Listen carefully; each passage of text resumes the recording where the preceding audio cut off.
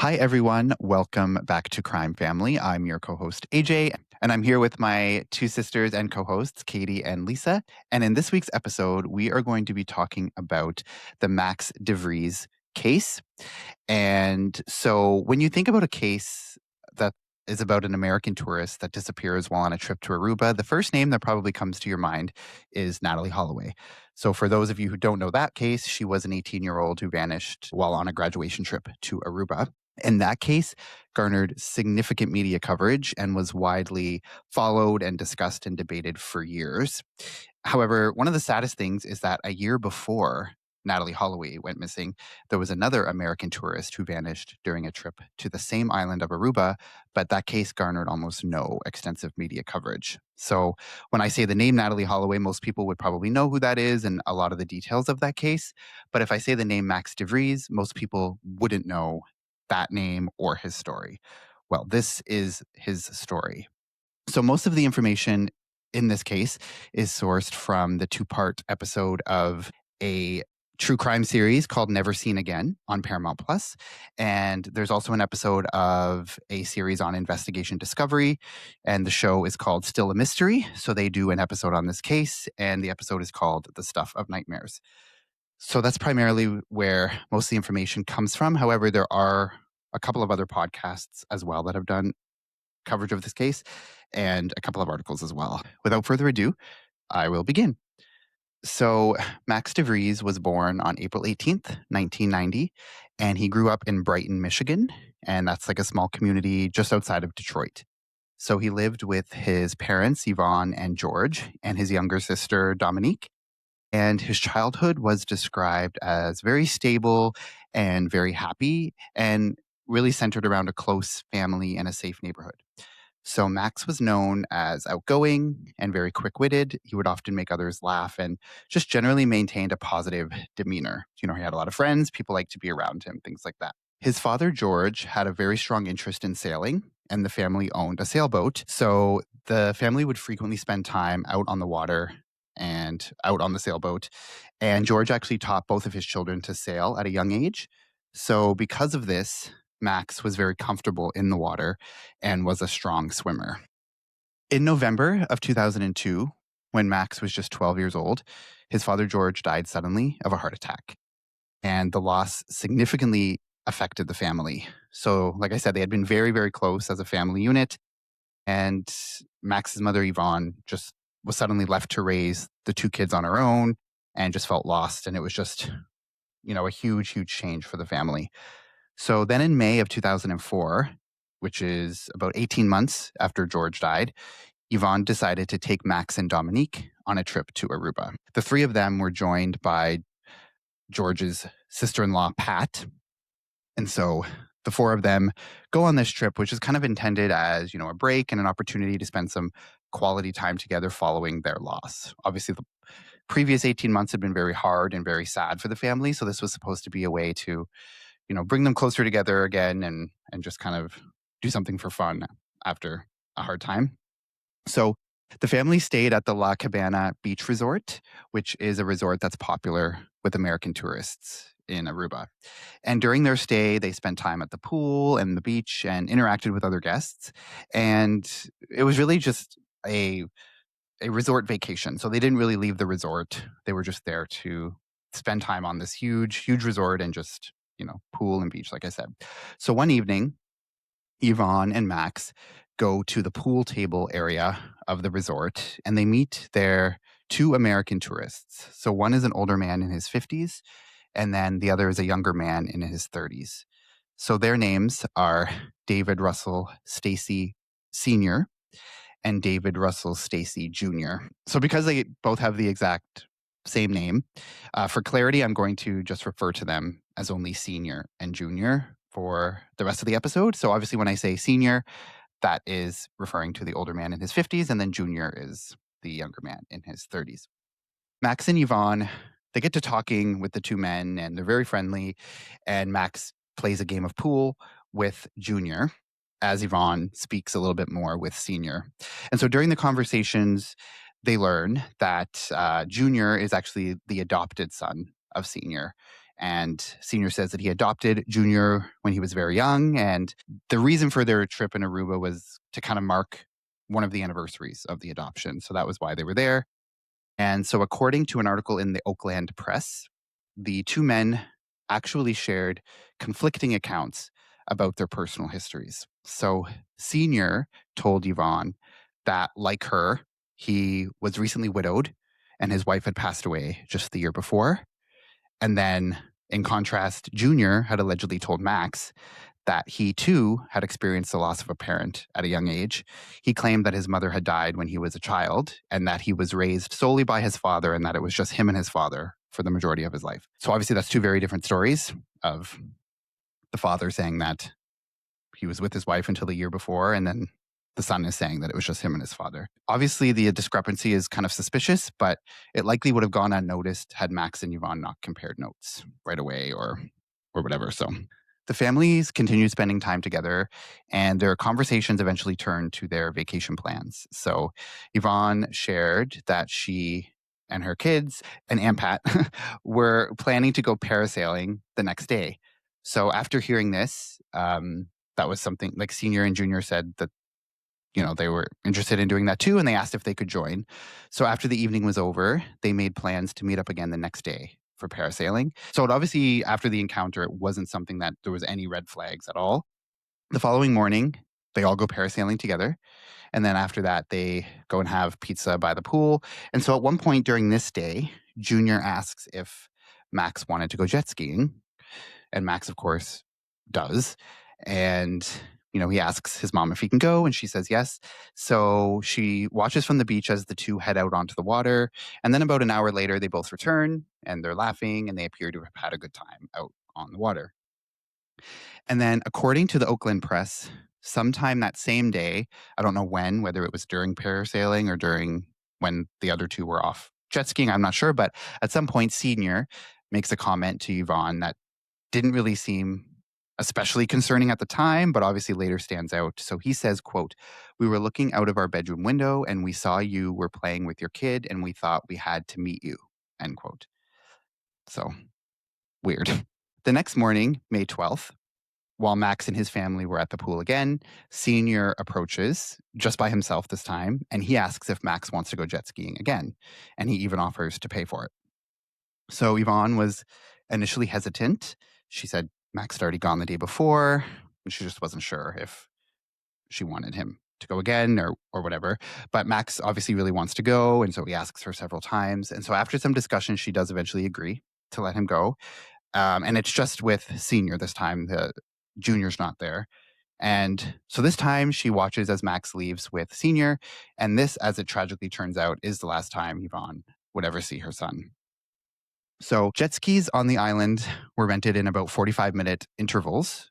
So when 45 minutes goes by and maybe even like closer to an hour, Max hasn't returned, Yvonne starts to get a little bit worried. So she kind of goes down the beach a little bit towards the booth where you can rent the jet skis. And as she's approaching this, she sees a man from the rental company. He's standing at the edge of the water with binoculars and he's looking out into the distance. And so she goes up to him and she asks whether her son and the older man had returned. And he says, no, they hadn't. And that's what he was doing. He was trying to locate them. Obviously, Yvonne is concerned. So she immediately notifies resort management and she explains that her son had not returned within the scheduled rental time. So she provides the name of the man that Max was with and also Junior as well. And so staff go to the room that's registered under those names and they knock several times. They're attempting to contact Junior because, like I said, it was just Senior that went out with Max that day. Yvonne hadn't seen Junior at all that day. So she thought maybe he was in the room. So the staff go there. They knock on the door several times. They try to get a hold of him, but there was no answer. And they didn't believe that there was anybody in the room at that time. Shortly after that, they get a call that someone has been found, that they were being brought back to the beach on a rescue boat. But Yvonne wasn't told immediately who it was. And then eventually she was distraught when, as it turns out, Senior was found and brought back to the beach, but she realized that Max was not with him. So, of course, Yvonne asked where her son was, and Senior said, quote, "He's still out there," end quote. He then gives his first official version of events. So this is the first time he ever talks about what has happened, and he's telling Yvonne this right when he gets back. So he says that he and Max had ridden the jet skis to a sandbar that was a few miles off the shore, and they had gotten off and they just went to spend some time on the beach there. And he says that then when they attempted to leave, they got back on the jet skis and they wouldn't start up again. So according to his account, he says he tried to secure the two machines so that they wouldn't drift away. And they are very easy to capsize if they're not running. If they're just kind of sitting in the water, they can capsize very easily, and they can float away obviously very easily. So he said, I guess he had some rope there, or he was going to try to like tie them together. So he then reported hearing kind of like a thumping sound, and then when he turns around, he claims that he saw Max, quote, floating away, end quote. And Yvonne, she's asking like, okay, so, like, did you try to go after him? Did you call out to him? Like, what was he saying? Like, what happened? And he said that he did not pursue him and he didn't call out to him because, quote, we had an agreement not to speak, end quote. So that gave me chills when I read that. Yeah. Let's hang out together on jet skis, but don't say a fucking word all day. Thanks. Like, what does that even mean, first of all? That doesn't make any sense. Like, why hang out all day, but like, don't say anything. Don't talk to me. And why give that answer? Like, she could have said something that was like, wouldn't invoke so many questions, Or weird. Yeah, I know. That's so weird. And also, so weird. When he says floating away, was he like still conscious and like flailing, but like still floating, or was he like just like floating as if he wasn't awake? Yeah, dead? I'm not really sure. He just says he was floating away, and I'll get into it because this is not the story that he sticks with later on.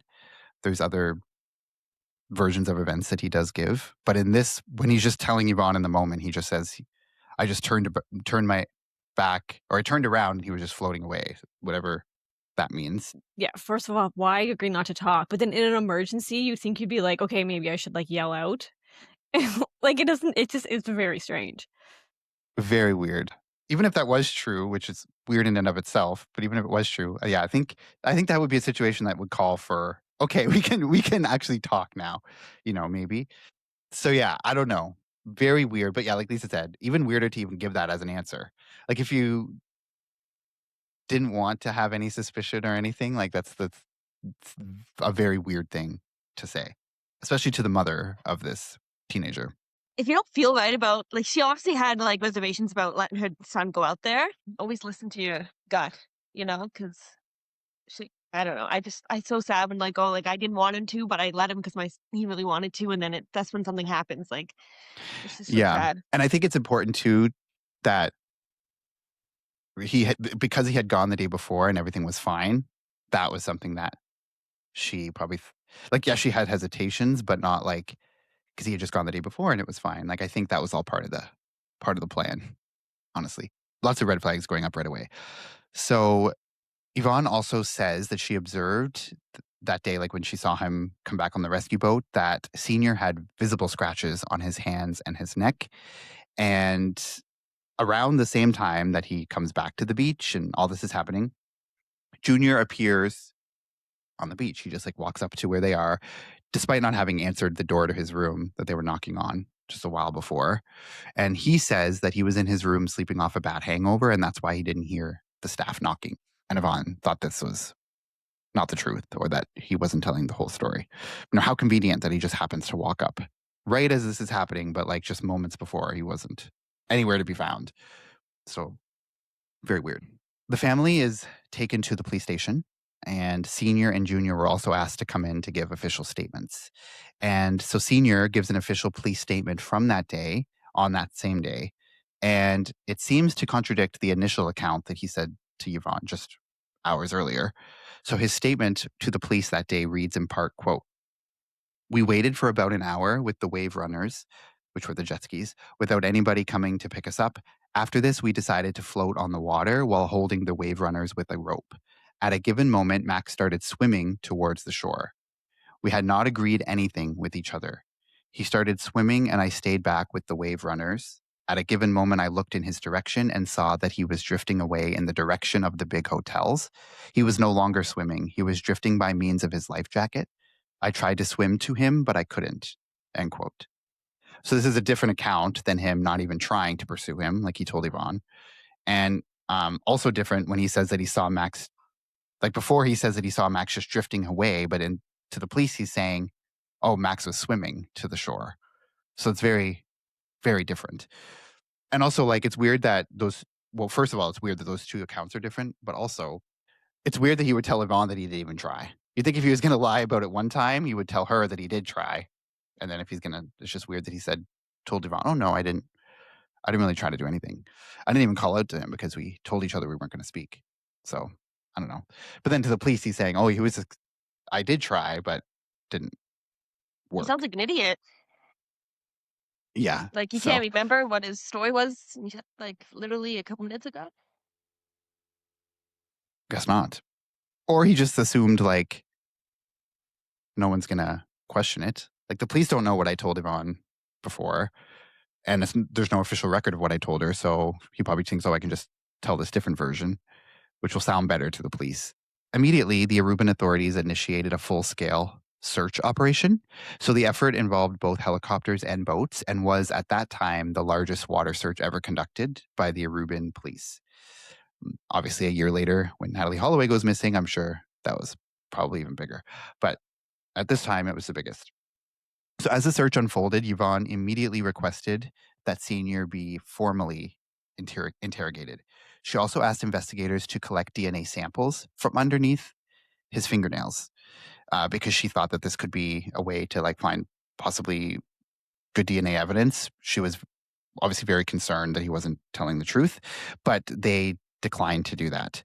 She also asked them if they would give him a polygraph test, and she even offered to pay for it. And they said they also would not do that for either Senior or Junior. And so when she pressed Why, for though? when she pressed for an explanation as to why these measures would not be taken, she was reportedly told, quote, "This is not America," end quote. So just couldn't care less, weren't really concerned really at all. And I think in their minds, they were thinking, well, this is probably just a tragic accident. We're not going to treat him as a suspect. So obviously while they're still doing the search, but they believed that his story. And also they're probably getting, not all those little comments that were made before. They're not really being told all the stuff leading up to it. They're just kind of being told that, oh, we went out and, it was an accident and this is what happened. But Yvonne has like this other information from the stuff that happened before. And I don't know. And she's also adamant that she says in the documentary, she's like, I've been in lots of girl fights and I know that those are fingernail scratches. Like they're not, because he gives a different explanation for what the scratches are from. And she is pretty adamant that it's like from fingernails scratching you. And they were all down his like arms and his neck and stuff like that. Although the police did not do any polygraph or forensic testing at that stage, Senior was interviewed again by the police 3 days later. So the contents of this interview that he gives 3 days later would later become significant, but I'll get to that in a little bit. On May 15th, 2004, which is just 3 days after Max went missing, Aruban authorities informed the family that the search was being called off. So officials concluded that the incident was a tragic accident and that Max had been lost at sea. With the local police ceasing active investigation efforts and no additional leads developing, the family faced the reality that there was little more that they could accomplish by remaining on the island. So 3 days after that, on May 18th, they returned home. And I think initially the police had ordered them, not that they would have had to, but the police ordered them to stay on the island while they conducted the preliminary search and all of that stuff. On the 15th, after the search was done, they were told they could go home. So they did on the 18th. But they also ordered Senior and Junior to remain on the island at that time too. So they didn't also let them go back. They wouldn't let them go back to America either. So they had to stay on the island for the same amount of time. And on the 18th, Senior and Junior also returned home. And Senior and Junior were also on the same flight back to the US. And they were seated like one row behind the DeVries family or a couple rows back. And Yvonne says that during the flight, they had asked whether they could send flowers on the anniversary of Max's disappearance. And Yvonne did not engage further. She didn't really say anything to them. She didn't say they could. And this encounter actually is the last time she ever saw either of the two men. I don't know. Were they just genuinely people who cared and they wanted to send flowers, or was there like another reason they wanted to get their address or something like that? I don't know. But that's what I thought when I read it, was like, well, that's a convenient way to get someone's address if you want it. It's like, oh, I can send flowers. Tell me where to send them, please. I don't know. It's sketchy. And, like, the fact you assume it's going to be like, he's gonna be never gonna find him again. It's like a year's gonna go by without him, you know? Like, they just assume that there is gonna be a 1-year anniversary of his disappearance, you know? Yeah. Yeah. Yeah. Yeah. Not Like they like, "Oh, already can we, knew. like, send flowers when you find him to celebrate?" It's like, "Yeah, after a year and you don't find him, I'm gonna send you some flowers." Yeah. Yeah. Yeah. So I actually didn't even think of that, but that's true as well. Like, yeah, not like keep us informed when you find him. It's more like, no, in a Yeah. year we'll Yeah, send you 'cause flowers. I didn't even think about the address, like, him you would not get the address, like, I just assume, like, right away, it's like, why do you it's bold of you to assume it's going to be a year before we find him, you know? Yeah. Yeah. And so just sketchy and weird. And like I said, that was the last time she saw either of the two men. So after they got off the flight, like she never saw either of them again. But in the aftermath of all of this, Yvonne later described how the ocean that was once this source of joy and recreation for her family became associated with loss and pain. And so she struggled with not only the absence of her son, but also with the lack of clarity surrounding what happened. And the unanswered questions weighed heavily on her and also her daughter, Dominique. And also, particularly given the limited progress in the investigation and also the distance that now separated her from Aruba. 2005 rolls around. Now it's about a year since he disappeared. And she's kind of just desperate at this time. She's like wanting to develop there was real no investigation happening because, like I said, the Aruban authorities said it was an accident. So it's not like they're still actively conducting any searches because in their mind it's kind of done. But she is desperate to get answers because obviously nothing is adding up. All the strange things that were going on with these two men and all this stuff. And so she reaches out to a detective named Corey Williams, and he is an investigator that has substantial experience in child abduction and homicide cases. And so in 2005, when she reaches out to him, at that time he was working on a high profile serial child murder cold case from the 1970s. So that was the Oakland County child killer case. I don't know if either of you have heard of that, but apparently it was a pretty high profile case from that area. It happened in like the mid to late 1970s. There was several children who had gone missing, and then they ended up finding their bodies, and they were looking into the fact that it was a possible serial killer. And it was still a cold case in 2005, and this detective was working on that at that time. And I believe it's still unsolved even now. So it's still, don't know what happened in that case either.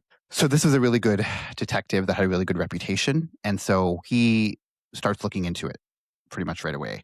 And one of the first things that he does when he starts to look into this case was to review the statements the senior had given on the day of Max's disappearance to the police. And he compares those initial accounts to the statement that he gives 3 days later during a formal police interview. Like when I said they bring him back in 3 days later. And in this later version, he also describes events differently again. So this is his third story. So according to that subsequent statement, he and Max had attempted for approximately 45 minutes to climb back onto their jet skis, repeatedly capsizing in the process. And he attributed the scratches that Yvonne saw on him to these repeated attempts from him trying to get back onto the jet ski multiple times, and that's what caused all those scratches. He further states that he saw Max sitting on his overturned jet ski while he himself remained in the water. In his words, quote, "I got very tired and could not climb. At that moment, I noticed Max was no longer sitting on his wave runner, but I could not see him any longer either. I went around the wave runners to find him and saw that Max had let go of his wave runner. I called out to him, but he did not answer. After drifting calmly for about 20 minutes, I lost sight of Max. When I saw Max for the last time, he was floating very calmly, moved now and then, but did not try to swim," end quote. So again, this is him saying he didn't try to swim, which was before he said he saw him swimming. So just very different count once again. So at first he says that Max had been trying to swim towards the shore, but then in this interview 3 days later, he says that Max was not attempting to swim, but was just drifting away. And so this discrepancy raised questions about the accuracy and consistency of his statements, as the two versions presented materially different descriptions of Max's final moments in the water. He So also says he called out to him, which he didn't say the first time. The first time they had like a vow of silence for some reason, and then this time he's saying that he did yell out for him. So like, why? yeah, Why is it so different? Like exact opposite. yeah, and this is only 3 days later, right? So it shouldn't be that different. And also, why, if you are trying to cover up something, why would you be dumb enough to give a completely separate statement 3 days later? Like describes it completely differently, like just total idiot. So Detective Williams, he's interviewed in the Never Seen Again episodes on this case, and he says that in this statement, like obviously I just read a part of it, but it's multiple pages long. But in that statement, he repeatedly addresses the issue of the scratches on his body, raising the subject multiple times and offering explanations, almost unprovoked as well. Like it's not like every time he's asked about it, he just like brings it up randomly. He finds it notable that the injuries were emphasized and explained in detail within the statement. In one portion, Senior stated, quote, "I would like to say that most of the bruises that I got are disappearing, and the wounds I got were scrapes that I got while trying to climb onto the wave runner," end quote. But despite this explanation, Yvonne remains firm in her belief, like I said, that the marks she observed on him were consistent with fingernail scratches rather than just incidental scrapes from attempting to get on the jet ski multiple times. The detective makes a point to say this is odd. Like he brings it up unprovoked multiple times, like he's just trying to explain it away, even when they're not directly asking him about it. So it's just weird. It's like in his mind, he knows he has to explain why he has those scratches. But what are your guys' thoughts so far? Yeah, to me, it thinks like I think like why would he just take him out there to like kill him or drown him? But to me, it kind of seems like maybe there was some sort of like sexual thing Yeah. that Senior tried to do to Max, and then obviously Max fought him off. And that's why he has like all the scrapes, fingernail marks, and everything. And then when he realized that it was not going to go down the way he thought it was, that's when he kind of pushed Max into the water or something, and he hit his head, and then Max like floated away. Oh, Or drown him purposely. I don't know, but that's kind of where my mind goes, because like obviously there was like a fight, but but like why? What's the motive to just get a kid out there and kill him for no reason while you're on vacation? I was thinking of something totally different. Um, I was thought he took him out there and then had someone else like take him away for like sex trafficking or something. Yeah, I I thought I thought kind of thought like about an that island, too. like he purposely took him to that island, had someone waiting, and then kidnapped him, and then he's gone forever. Yeah, That that's was like my that yeah, because it kind of immediately. That's what I thought of. But like what I think though, like these were American tourists, so like why were they wrapped up well, in this yeah, randomly? That's the only thing yeah. that's weird. That's the one thing that now that I'm thinking about it, I'm like, yeah, like I don't unless they're known to have they go there all the time or something. I don't know, but um, Yeah, I wonder what if was they I looked thinking? into like their history of like travel. I, Do they go back and mhm. forth from Aruba a I lot? also think like when he made that comment, like when I saw you talking to like when I saw you with the kids, I knew I had to talk to you. So he's probably like child pedophiling or something. I don't know. That's what I thought of. Yeah, I mean, obviously that comment is super weird. I mean, I would be even sketched out in the moment, not like in hindsight. That would be something I would be creeped out about. Um, but yeah, I think it's obvious. I mean, I guess like you said, Lisa, either your theory or like what you were thinking could be possible, or the fact that it was just him that did it himself to something to Max, or the third would be an accident. But I think we're ruling out the whole accident scenario altogether because that just seems just based on his inconsistency. Like if it was an accident, like why would your story change 3 times? Like if it's an accident, it's an accident. Like you don't have to change your story. You don't have to be sketchy. You don't have to say all this stuff. Like I don't know. It's just super weird. And like obviously the scratches like on you could maybe be legitimate, like from if you capsized on the jet ski and like all that stuff. But Yvonne was like, no, those are fingernail scratches. Like I know what those look like, and that's what that is. The major like development that comes in this case. So Katie said, do they do like a history? I mean, they do check into the history of these two people, not necessarily on their travel history, but history of other sorts. So Detective Williams actually conducts a background check on both Senior and Junior. And during that review, he discovers that Senior had been arrested in Los Angeles back in 1981 for crimes involving children. So I was the gonna plea, say, yeah, I bet she's a pedo. and it's not like super shocking based on what I've said in the case so far, but this like confirms what seemed like was the case. So he was arrested back in 1981 for crimes involving children, and the police report from that 1981 incident identifies Junior, his adopted son, as the victim in that case. So this information adds a whole new Oh, dimension to the situation. what was the crime then? Was it, like, just violence or was it sexual? We don't know. It was sexual. Oh, So I actually man. don't get in, like, they actually do say in the episode I watched, like, some of the details, which seems unnecessary. I'm not going to go into that because it seems a little unnecessary. I mean, you can imagine what it was. The craziest thing is too is that this detective that he looks into the police reports and then he does a background check, which takes him minutes to do. And it's just crazy that no one in Aruba even seemed to care or tried, because it's not like it was a hard information to get. Like if the Aruban authorities had tried, probably would have been able to get that. Maybe not in like the super short amount of time, but it would have been possible to get that information. It wasn't buried really because this detective was able to find it.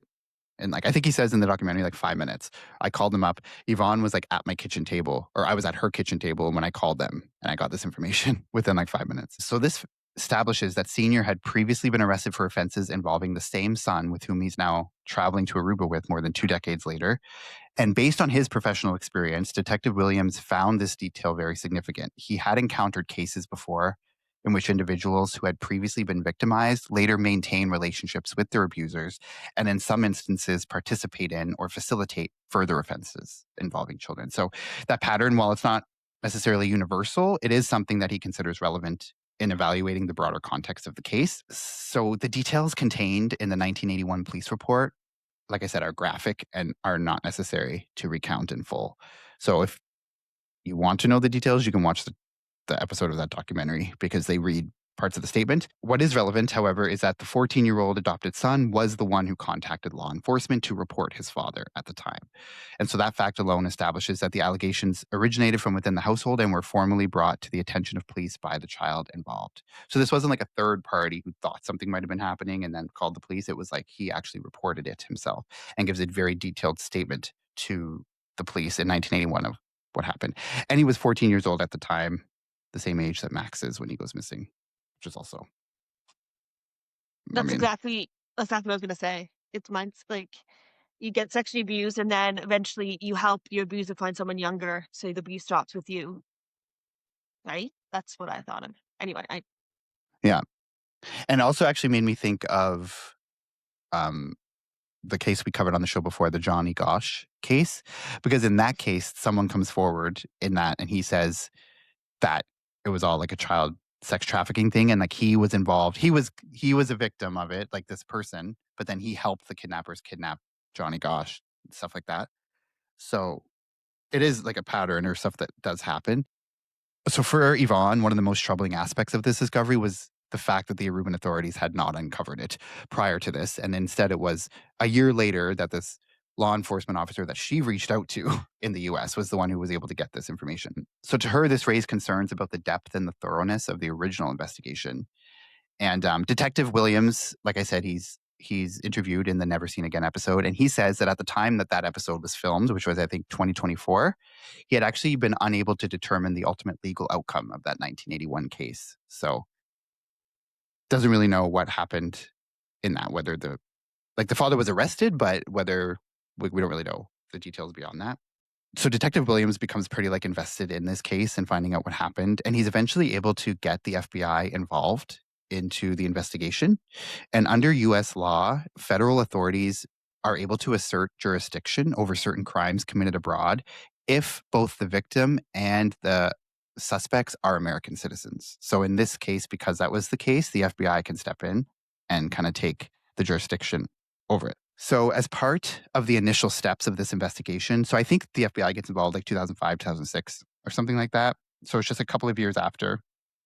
And the FBI is actually able to interview Junior regarding the events of the day that Max disappeared.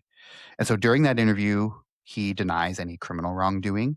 So he kind of just gives the same story that has already been said.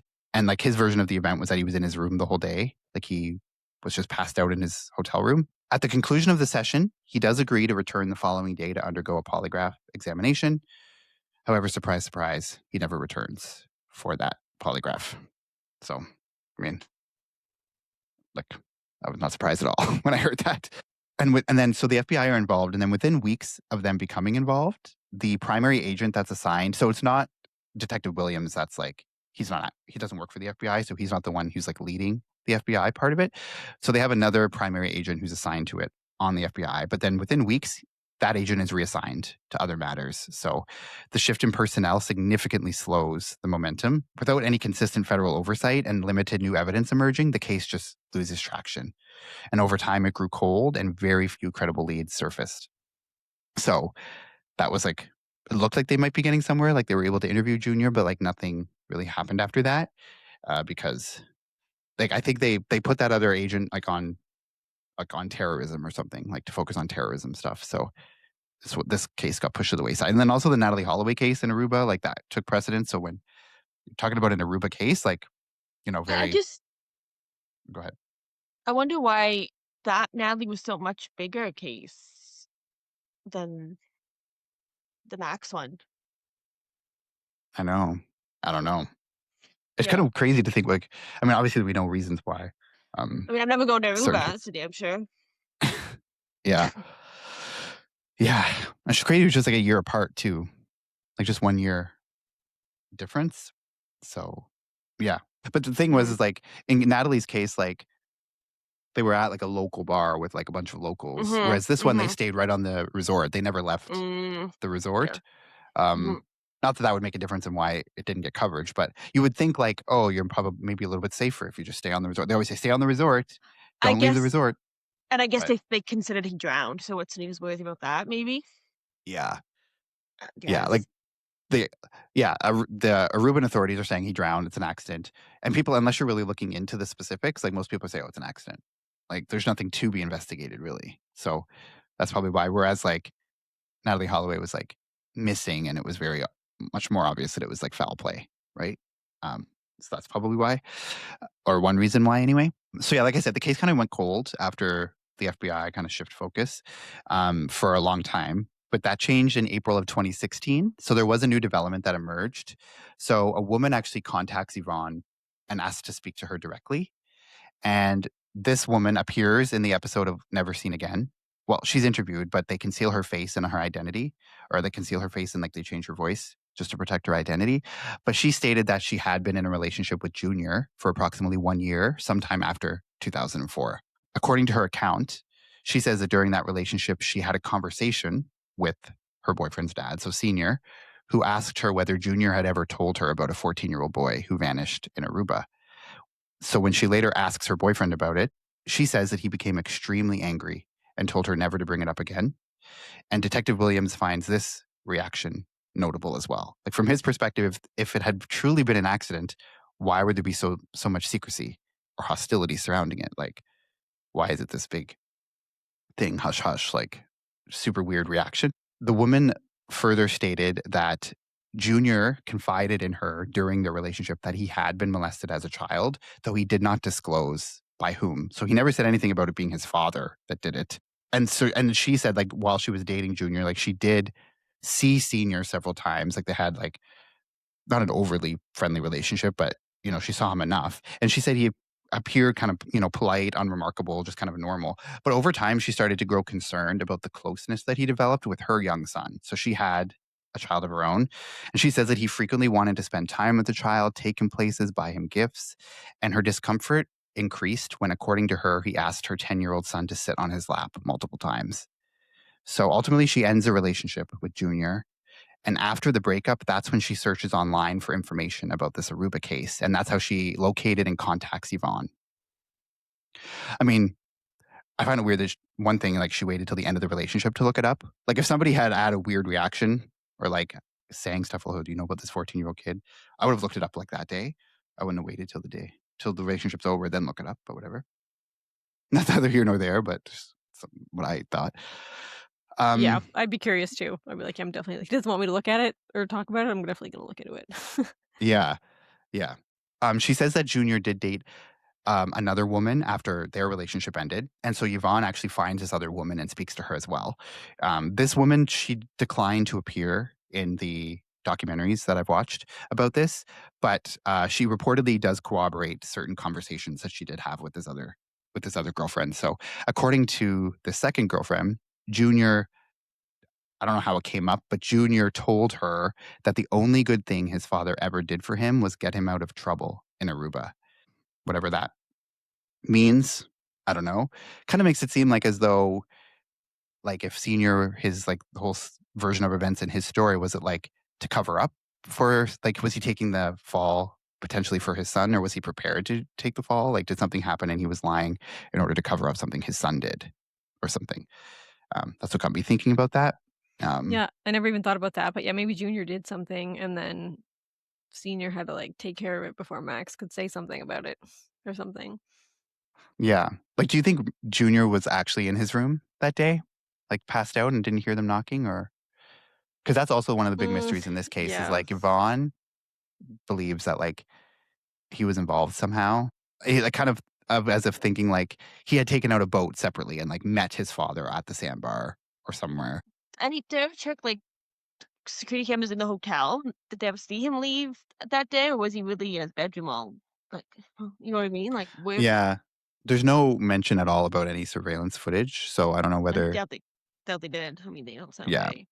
I mean, within 3 days, they've called off the search and just said it was an accident within 3 days. So they're not, after that, they're not really looking into footage at all or thinking it's relevant. So, and then after 30 days, it probably erased itself. So that's probably what happened there. But he says that his father got him out of some trouble in Aruba. So it's very vague. I don't know what that means. So this second girlfriend also claims that Junior, like, she said that on multiple occasions, Junior would say Max's name in his sleep. Like, he would be like having a nightmare and he'd be saying Max. And obviously she had no idea who Max was. So she would ask him like who that was. And she alleged that he would react very violently whenever she would ask about it. In one particular incident, he actually snaps at her. He holds her at gunpoint. He tries to strangle her and he like cuts her before she eventually manages to escape. And that incident does lead to Junior's arrest. And there's an investigation into all of that. And eventually that case results in just 2 years of probation. They chalked it up to him a night with too much alcohol. So that's what happens in that case. Obviously, that's enough for the girlfriend to be like, I'm out. Peace. Like, peace out. I'm done with you. During the initial days of the investigation in Aruba, Junior did provide statements to police. So obviously, I talked about the statements that Senior gave. And again, upon reviewing those statements, Detective Williams did identify what he believed to be several inconsistencies with Junior's statements as well. Also, in that interview, Junior does assert that his father had never been arrested, that his father had no criminal record, which is obviously contradicted by the 1981 Los Angeles record. And I kind of talked about this already, but both Williams and Yvonne have expressed doubt that Junior remained in his hotel room on the day that Max disappeared, as he claimed. They have questioned whether he may have been present out on the water as well. However, the logistics of that aren't necessarily clear. Like, no one ever came forward, like staff, and said that he rented a jet ski also, or like that he, obviously he didn't rent it from there. He maybe got a boat from somewhere else, went out a different way, no one saw him, but he somehow met, like, they're thinking he might have met him out on the sandbar and they had done something together, and then the father just killed him after that. And then Junior just goes back a different way, pretends that he was in his room the whole time. To this day, no charges have been brought against either of these two men or anyone else in connection to Max's disappearance. Senior did reiterate to an Aruban newspaper that Max's disappearance was an accident. He called it, quote, a fun trip that went wrong, end quote. So that's kind of where the case ends. No resolution. I mean, it seems, based on the what I've talked about, I think it's obvious what happened. Or there's obviously still questions related to that, but I think there was foul play for sure. And I think it centers around these two men that have yet to be charged with anything. So Right, and they I don't never know. found his body, right? So they're just assuming it, like, washed out to sea and, like, that's just where it went. You think, like, he was so Yeah. close to shore that it would wash up, but I guess I don't know. I don't know the tidal currents out there. Yeah. And also maybe like he took him out on his jet ski and like put him in the water like really far out. I Yeah, mean, maybe, I that's don't know. true. I guess that he's saying that he was swimming to shore, but that doesn't mean anything, I guess. I'm picturing him, like, close to shore, but that probably isn't the case. Yeah. Yeah, I don't know. It's super weird. Super weird. It just made me mad too that like the Aruba like didn't care. And obviously the whole thing is like Aruba, their biggest industry is tourism. Like that's their bread and butter. Like they're not going to want to put any publicity out there of this person more than they have to. I mean, the Natalie Holloway one, I think they were forced to because it became so big and they couldn't really control it anymore. And if they like tried to hide it, then it just seemed more sketchy. Whereas this one, it was like it didn't get as much attention. So like they were able to kind of sweep it under the rug and not have to do anything about it. It's just crazy. And like it's too because it's not like because they were American tourists, so it's not like they were like locals that they were trying to protect. Like that's one thing, right? If it's like an Aruban, someone from Aruba, like maybe they're in cahoots and like they're trying to protect this person, but these two were Americans as well. So why would they have a problem throwing two Americans under the bus? Yeah, if anyone has any information about the disappearance of Max DeVries, please visit maxtothemillions.com. Also, there is a Facebook page called Max to the Millions to support the cause of getting this case reopened as well. So Yvonne right now is like ever since then, she's really been like advocating for this case to get reopened because it's pretty much a cold case and like the FBI is not focused on it anymore. Aruba doesn't care, never did. So it's just kind of sitting at this standstill. And those two people are, and again, we have to say it's all alleged. Like they haven't been charged with anything in court in this case. So all of the stuff that we're saying is just allegedly and like our thoughts. But yeah, it's crazy. And so after I watched those documentaries, it just made me mad. Like the fact that like they dropped the ball so hard and it shouldn't be that hard to like, if they had solved it that day or like shortly thereafter. Right. So yeah, it's just sad. What are you guys' thoughts, I guess? It's a weird one. It's another one like, did a crime actually occur? Like the theme of the season. Yeah. Although I think it's clear it probably did, right? Do you guys think? Yeah, but still we don't Like know I just for think if it sure. was I just think if it was an accident, like why would he change his story 3 times? Like to me, that's all I need to know. Like if it's an accident, it's an accident. Well, Story maybe shouldn't like change. it could have been an accident, and like he said he didn't call out or do anything because maybe he actually didn't. Like he didn't have the strength or like care enough to like try and save this random stranger. And then after he's like, well, maybe I shouldn't have admitted that, and then like changed it to be like, yeah, I actually did try and save him, just to make himself not look like an idiot. It's just so telling to me that like he was 14 and the stepson was 14 when he like called the cops on his dad, wasn't he? Like for me, like yeah, I was pretty much right from the beginning. Like when I was watching the documentary, like when as soon as she's describing like that they met these guys and like Yeah. I was like immediately I knew they were involved. But then when they go into the history and like he's already been arrested in the past for that, I'm like, that's it. Like Yeah. that's not a coincidence. There's no way that that's a coincidence. No. Like you're arrested for crimes against children in the 80s and then a child the same age as the one that you assaulted the first time goes missing on your watch, like while you're with him. It's just in Aruba, crazy. like, It's also just crazy that you also would let your son go jet skiing with someone you just met the day before. But it's just me though. you Also, know. I think like you never think something like that's gonna happen, and it's like, I mean, we have all these stories about it, but I mean, it's pretty rare that someone does something to your kid. But it's I these would stories that always think make me, that. I never want to go overseas with my kids. Like, even if No. I would never be able to relax. Like where are they? Like, they'd have to be like Mm-mm. beside me the whole time. I wouldn't be able to enjoy myself because the kids are beside me the entire time. But I There'd wouldn't be be able to enjoy no myself if they weren't there. So it's like, yeah. there'd be no older man taking my kid out jet skiing. And you know, that ain't yeah. happening. I And wouldn't it's take my also own kid weird out jet too skiing. it's also weird too because it's not like even though they were like Junior was the son, he was still in his mid 30s, so that's still like creepy enough. Like because Max was 14 and he's this guy in his 30s. Yeah. I mean, even weirder for the dad, but like he's still weird that he's going out with a 30 I mean, yeah, something year old man I'm too. sure the mom looks back and is like, yeah, I definitely shouldn't have done that. Yeah. Obviously, like especially because she. Yeah, but especially because she didn't want to. Yeah, and I feel yeah. bad. There's like a lot of people on Reddit and stuff who are like, "What a horrible mother!" Like letting her I'm like, son go. no, Like, that's not. like it's like that's not even the point of this whole case. No. Like No, this if you're was focused also on like her, like over 20. What is this, like 20 years ago now? So it's Yeah. like things like maybe but things were different back then. There wasn't like You don't- podcasts yeah, and like You don't. the internet like yeah. it is now. Like you didn't hear that about all that stuff back then. Like now Yeah. it's just like every day there's something else coming out. So I mean, it's understandable. I think if this happened today, like she'd be like, hell no, you're not going on a jet ski with this random man. Hope you know what I mean? Like, but yeah, I'm sure she beats herself up every day about it. It's very sad. Yeah, and also like she mentioned in that one article I read of like it is very obvious now in retrospect too that like they were mirroring her, like in their conversations. Like she said, "Oh, I lost my husband a year ago. Oh, he lost his wife a year Yeah, ago," and like like when the son was saying, "Oh yeah, I like just Yeah, they're coincidence, yeah. trying to like the build like a same." connection. It's like, oh, As they've soon Yeah, been as through the she same yeah, thing. Yeah. as soon as she said that in the very beginning, he's like, "Oh, he also lost." I was like, "No, they're lying right away." yeah. Yeah. That's what I thought immediately too when she was telling when in the thing, like when she's telling the story about like when she met them for the first time, like instantly red flag. I mean, obviously you're watching a true crime thing and they're mentioning them, so obviously something's gonna happen. But like, I mean, yeah. And it's not like, sometimes the documentaries will try to make it seem like it's one person at the beginning, but then they'll change. Whereas this one, it was like, it's pretty clear that it is them. And the story, like the suspicion around them doesn't change throughout. It just gets worse.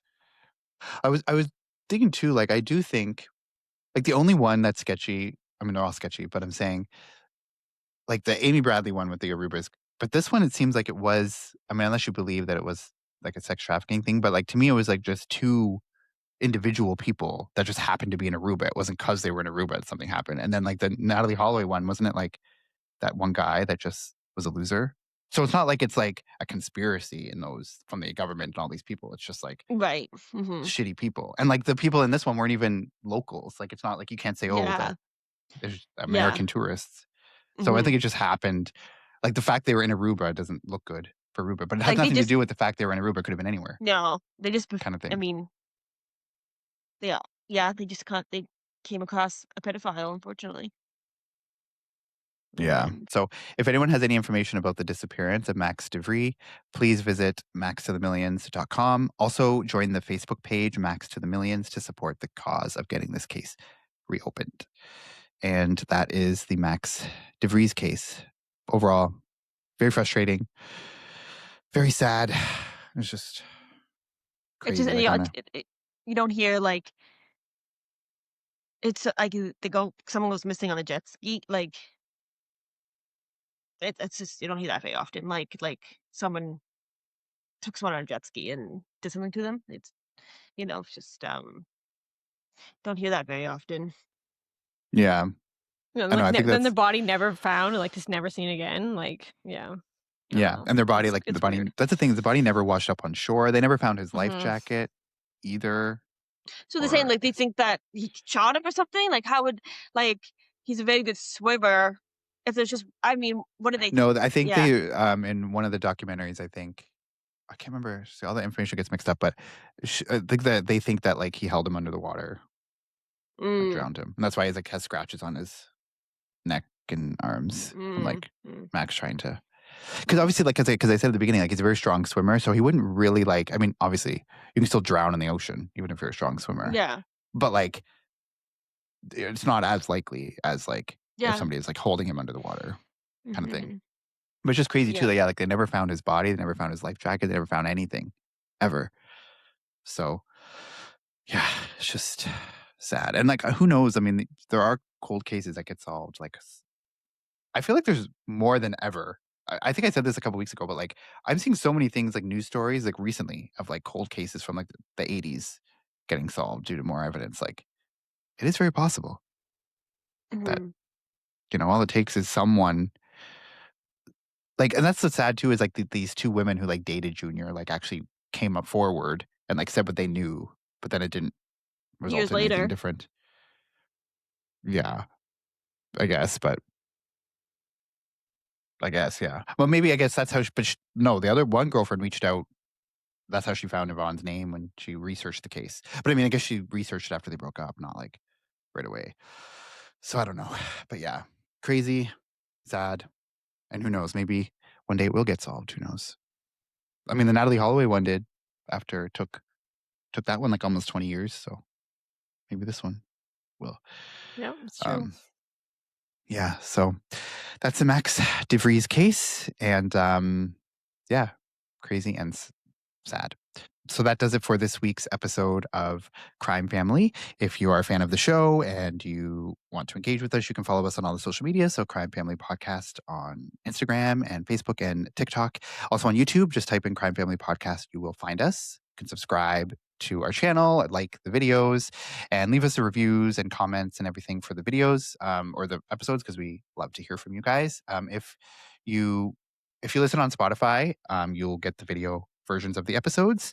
On Apple Podcasts, it's just the audio version for now, though. But also on YouTube, you'll get the video versions as well. That's it for this week. We'll be back next week with a brand new episode and case. And until then, take care. Bye. Bye. Bye.